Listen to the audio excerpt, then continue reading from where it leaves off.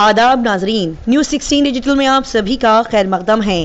पाबंदी के बाद food corporation of India FCI के जरिए चावल की ई नीलामी के बाद खरीदारों को अपनी तरफ मुतवज्जो नहीं किया गया। कांग्रेस ने इस पीर को इल्जाम लगाया कि नरेंद्र मोदी हुकूमत अपनी छोटी और इंतकामी सियासत के जरिए जमानत की फराहमी की खिलाफ वर्जी कर रही है। गरीबों को मुफ्त चावल फराहम मंसूबा नाकाम बनाने की कोशिश की जा रही है। सेक्रेटरी जनरल मवासिलात जयराम रमेश ने कहा कि मोदी हुकूमत के इक़दामात कोऑपरेटिव फेडरलिज्म को अमली जामा नहीं पहनाते, जिसका वज़ीर आज़म दावा करते हैं, लेकिन तसादुम की वफाकियत को बदतरीन तौर पर जाहिर किया जाता है। एक रिपोर्ट के मुताबिक FCI की तरफ से चावल की ई नीलामी, जिसमें रियासती हुकूमतों को हिस्सा लेने से रोक दिया गया था, उसने पेशकश पर 3.86 लाख टन चावलों में से सिर्फ 170 टन के लिए खरीदारों को राग़िब किया है। मोदी हुकूमत ने जून में रियासती हुकूमतों को FCI से open market seal scheme OMSS घरेलू रास्ते से चावल उठाने से रोक दिया था। इसने निजी कंपनियों को रियासती हुकूमतों को चावल फरोख्त करने से भी रोक दिया। कांग्रेस ने मोदी हुकूमत पर इल्जाम लगाया कि वो कर्नाटक में कांग्रेस हुकूमत को निचोड़ने और इसकी गारंटी स्कीम के नफाद में रुकावट डालने के लिए इस पॉलिसी इक़दाम का सहारा ले रही है।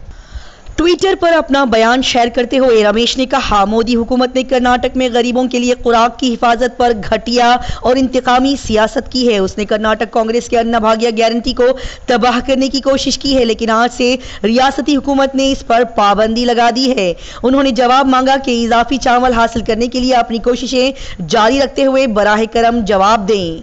रमेश ने आगे कहा कि कांग्रेस हुकूमत अपनी जमानत को लागू करने के अपने अज़म से पीछे नहीं हटेगी और फिलहाल वो आज एक स्कीम शुरू कर रही है जिसमें रुपये मुंतकिल किए जाएंगे। रियासत के 4.42 करोड़ अफराद में से हर एक को 170 रुपये फी महीना जो राशन कार्ड के जरिए इहाते करते हैं उनको दिए जाएंगे।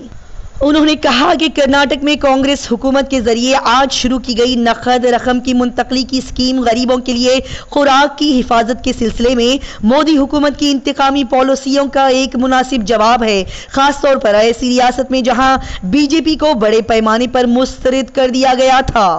उन्होंने आगे कहा कि FCI ने 12 जून को मतलूबा इजाफी चावल फराहम करने पर इत्तेफाक किया था, जिसके लिए रियासती हुकूमत ने 34 रुपये फी किलो अदा करने पर रजामंदी का जाहिर की थी, लेकिन सिर्फ एक दिन बाद उन्होंने कहा कि मोदी हुकूमत ने FCI को एथनॉल प्रोड्यूसरों को 20 रुपये फी किलो के हिसाब से चावल फरोख्त करने की इजाज़त देने की मंजूरी को मनसूख कर दिया। कर्नाटक हुकूमत को FCI से चावल की खरीदारी में आगे बढ़ने से रोकने के बाद मोदी हुकूमत ने FCI से कहा कि वो प्राइवेट ताजिरों को इस शर्त के साथ चावल की ई नीलामी करे कि कर्नाटक इससे चावल नहीं खरीद सकता, लेकिन ये ई नीलामी बुरी तरह से फ्लॉप हो गई है और इससे ज्यादा ई नीलामी के लिए पेश किए गए चावल का 99.9% गैर फरोख्त शुदा रह गया है।